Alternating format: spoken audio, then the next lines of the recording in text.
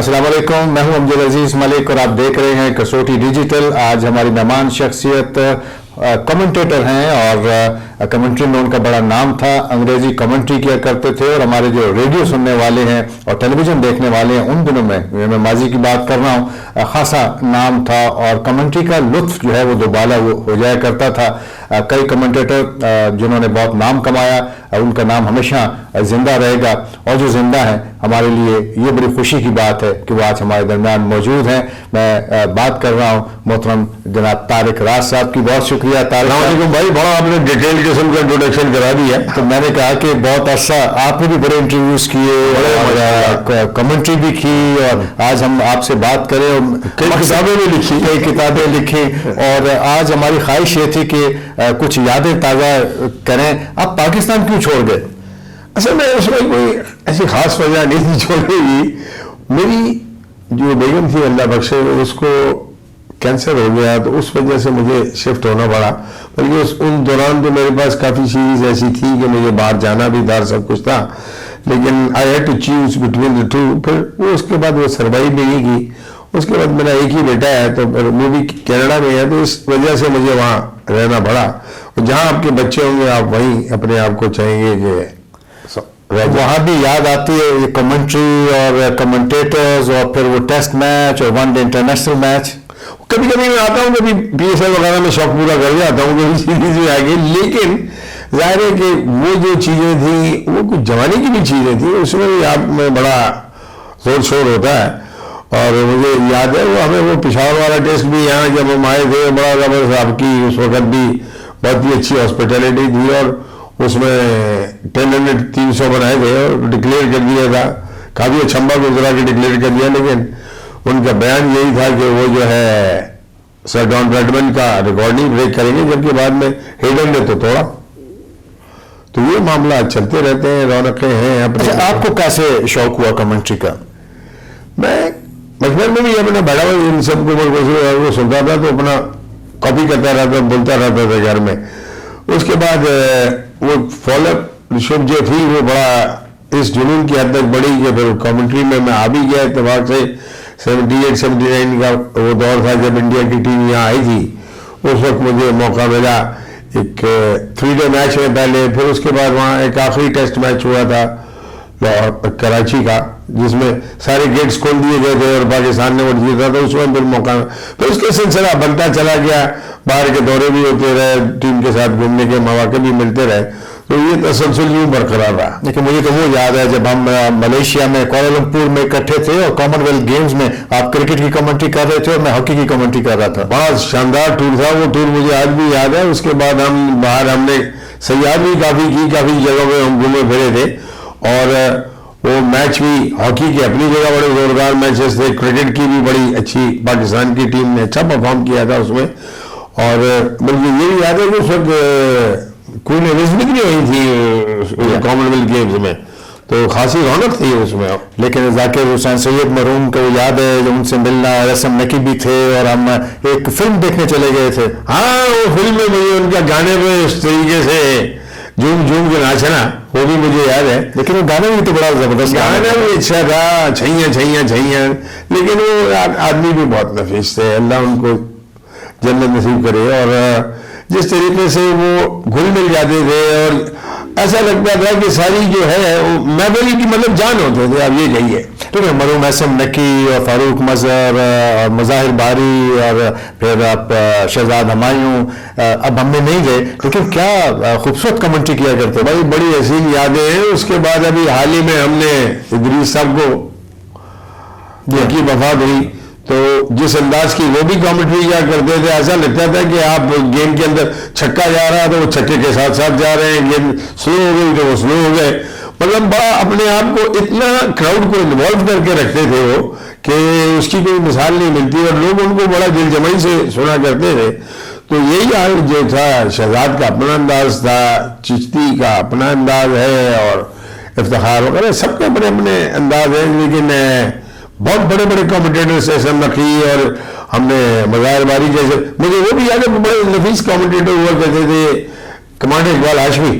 اقبال آدمی پہ طارق بچا ایک مطلب اس کو آپ جتنی ڈیٹیل میں جاؤ گے. اب حسن جلیل سے آپ کہاں، حسن جلیل کو آپ کہاں بھول سکتے ہیں. ہم نے تو ان کو سنتے ہوئے پھر کمنٹری شروع کی، جیسے آپ ابھی بتا رہے تھے نا کہ آپ چشتی اپنا عمر قریشی کی کمنٹری سنا کرتے تھے، اور ان دونوں میں ٹرانسسٹرز چھوٹے ریڈیو ہوا کرتے تھے. ہم ہر وقت جناب وہ ریڈیو کہاں سے لگایا وہ کمنٹری سنتے رہے، اور پھر ہم بھی پھر بعد میں اسی طرح ریڈیو آپ کی آنکھیں ہو گئی. ہمیں جب کمنٹری سکھائی جاتی تھی، مطلب بتایا جو جاتا تھا، وہ یہ کہا جاتا تھا، پروڈیوسر یہ کہتا تھا کہ آپ نے ایسے ایکسپلین کرنا ہے کہ آپ جو ہے ان کراؤڈ کی جو سننے والے ہیں ان کی آنکھیں بھی ہو اور ان کے کان بھی ہو.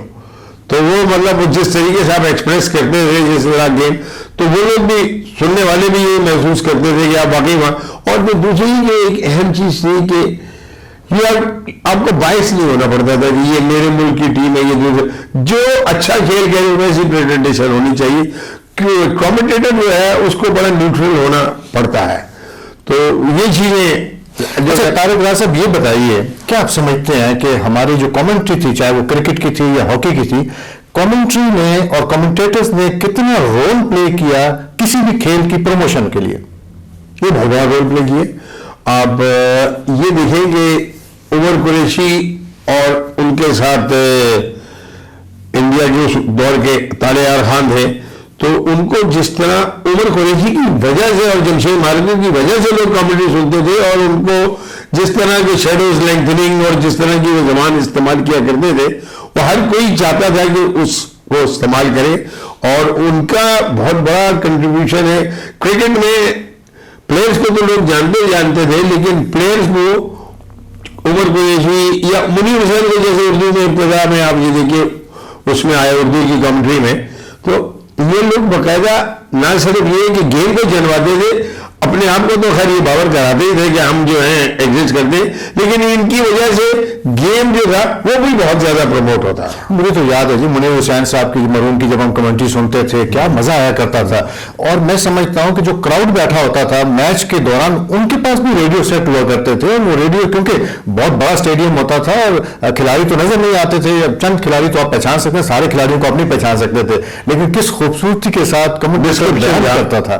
بھائی میں یہ بتاؤں کہ مجھے 78 میں جب ہم نے کراچی کا میں نے وہ ٹیسٹ کیا، اس زمانے میں یہ حال تھا کہ اسٹیڈیم جس طرح کا بنا ہوا تھا، جو اس کی وہ تھی اسکرین، وہ تھی کیا نام ہے، اس کے اوپر وہ بنا ہوا تھا مختلف پویلینس بنے ہوتے تھے، کمنٹری باکس اس کے اوپر ہوتا تھا، اور اس کی جو وال بنی ہوتی ہے بعد کی، اور اس کے اوپر جو ہے ریڈیو کے علاوہ ٹی وی کے اوپر 10 کمنٹری ہوا کرتی تھی.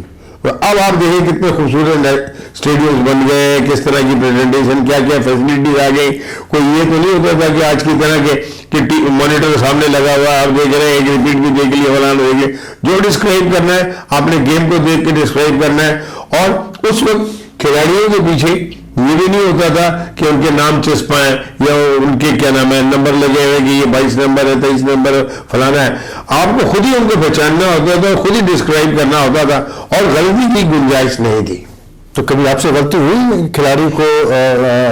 کبھی ایک آدھ میں چپ ہو بھی جاتی تھی، لیکن آدمی اتنا مستعد ہوتا تھا کہ کوئی ایسا موقع آ نہیں پاتا تھا.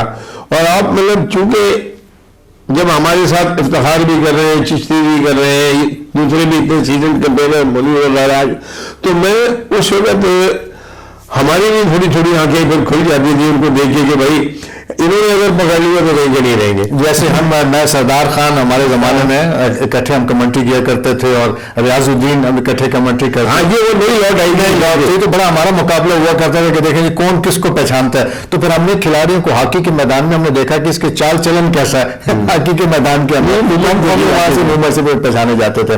تو میں جو بنیادی طور پر سوال کرنا اس کے آگے چاہ رہا تھا وہ یہ کہ آج کل کی جو کمنٹری ہے، کیا آپ سمجھتے ہیں کہ اس میں تشنگی رہ گئی، اور وہ جو پہلا سلسلہ تھا جس میں ہمارے اپنے کمنٹیٹرز کمنٹری کیا کرتے تھے، اردو میں بھی کمنٹری ہوا کرتی تھی، وہ کھیل کی ترقی میں زیادہ معاون ثابت ہوئی جس طرح کہ آج کل ایسا نہیں ہو رہا؟ آج کل تو اصل میں یہ دیکھیں گے کہ پلیئرز خود کمنٹری میں آ گئے، اور ظاہر ہے ان کا اپنا اندازہ بیان ہے، وہ اپنے طریقے. پہلے بھی پلیئرز آیا کرتے تھے، بچی بنو بھی کیا کرتے تھے، اور بہت سارے پلیئرز اچھے لوری بھی کیا کرتے تھے جن کی آسٹریلیا کے بھی انگلینڈ کے بھی، لیکن جو مائنرز کا جو بات آپ دیکھیں کہ جان ہالینڈ کی تھی یا ایلن میکگلوے کی تھی یا کرسٹوفر مارٹن جینس کی تھی، وہ بات یہ لوگ لاکھ کامنٹری کریں اس لیول کی نہیں تھی. نام جان ہالینڈ کا جو تھا عمر قریشی کا، طالع خان کا، یہ اپنے ساتھ ہی اپنے ساتھ انصاف کرتے تھے، بڑے مستند تھے ان کی آواز میں اور ان کی وجہ سے لوگ سنا کرتے تھے. اب تو وہ کرکٹ ہے، وہ کرکٹنگ اینگل سے تو بہت کامیاب ہے، لیکن آج بھی آپ نے دیکھا کہ ہرشا بھوگلے ٹائپ جو کامنٹیٹرز ہیں وہ کہیں کہیں جو کامنٹری کرتے ہیں ان سے بہت گو کہ ان کا سبجیکٹ نہیں ہے، لیکن اسٹل دے آر اتھارٹی اور ان کو سنا جاتا ہے. آپ کا پسندیدہ کمنٹیٹر کون تھا؟